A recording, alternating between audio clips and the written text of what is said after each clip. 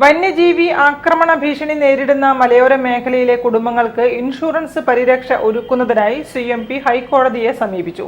Case പരിഗണിച്ചതോടെ ഇക്കാര്യത്തിൽ അടിയന്തരമായി ചെയ്യാൻ കഴിയുന്ന കാര്യങ്ങൾ എന്തൊക്കെയാണെന്ന് അറിയാൻ കോടതി സർക്കാരിനോട് ആവശ്യപ്പെട്ടതായും CMP സംസ്ഥാന സെക്രട്ടറി CN വിജയകൃഷ്ണൻ പറഞ്ഞു.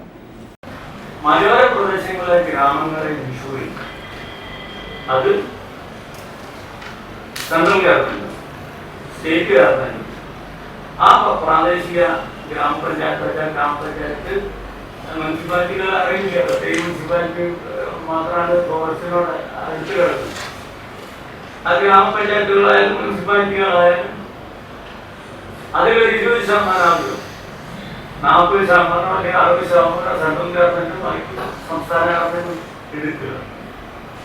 അതുപോലെ തന്നെ ടൂറിസ്റ്റുകൾ കയറി ചെല്ലുമ്പോൾ ആ ടൂറിസ്റ്റുകളെ പോയിന്റ് നമ്മൾ വയനാട്ടിലേക്ക് കയറി ചെല്ലുമ്പോൾ വയനാട്ടിലെ പോയിന്റ് തന്നെ ഇൻഷുർ ചെയ്യുക, അവരെ സ്വന്തം ഇൻഷുർ ചെയ്യുക.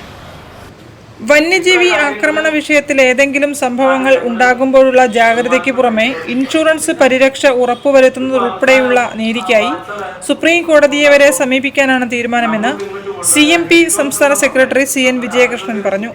ഈ വിഷയത്തിൽ നിയമവിദഗ്ധരുമായുൾപ്പെടെ പാർട്ടി ആശയവിനിമയം നടത്തിക്കഴിഞ്ഞു.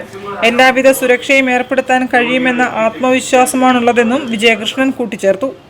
ഇതൊക്കെ പറഞ്ഞ് ഞങ്ങൾ ഹൈക്കോടതിയിൽ 11-ാം തീയതി ഫയൽ ചെയ്ത കേസിൽ ജസ്റ്റിസ് ദേവൻ രാമേന്ദ്രൻ ബെഞ്ചിലാണ് വന്നിട്ടുള്ളത്. അദ്ദേഹം ഒരാഴ്ചയ്ക്കുള്ളിൽ ഈ ആളുകൾക്ക് എന്ത് കൊടുക്കാൻ പറ്റും എന്ന് ഹൈക്കോടതിയിലെ മുതിർന്ന അഭിഭാഷകരെ ഇരകളുടെ മുൻപാകെ എത്തിച്ച് അനുമതി വാങ്ങിയാണ് കോടതി നടപടികളിലേക്ക് നീങ്ങിയതെന്നും അദ്ദേഹം വാർത്താസമ്മേളനത്തിൽ വ്യക്തമാക്കി. News bureau, Kozhikode.